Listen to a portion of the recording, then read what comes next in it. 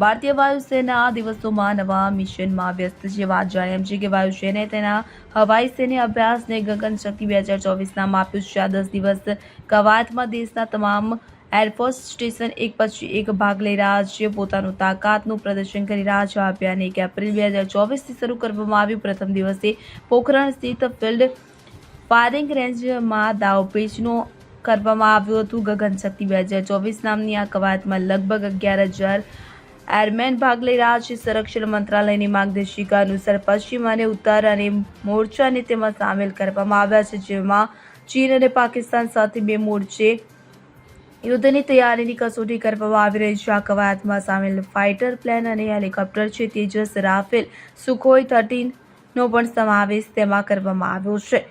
Jaguar, Miraj 200, Chinook, Apache અને પ્રચંડ વગેરે. આ સિવાય એરફોર્સના transport aircraft Globemaster, C-130J, Super Hercules અને C-295ના પરાક્રમ પણ અહીં જોવા મળશે. વાયુસેના ગગનશક્તિમાં તેની એરિયલ ફાયરિંગ ક્ષમતાનું પણ પ્રદર્શન કરશે. Bureau report, CN24 news. હવે જુઓ દેશ દુનિયાની તમામ ખબરો તમારી આંગળીના ટેરવે. ઉઠાવો મોબાઈલ અને ગૂગલ પ્લે સ્ટોર પરથી ડાઉનલોડ કરો અમારી CN24 ન્યૂઝ મોબાઈલ એપ.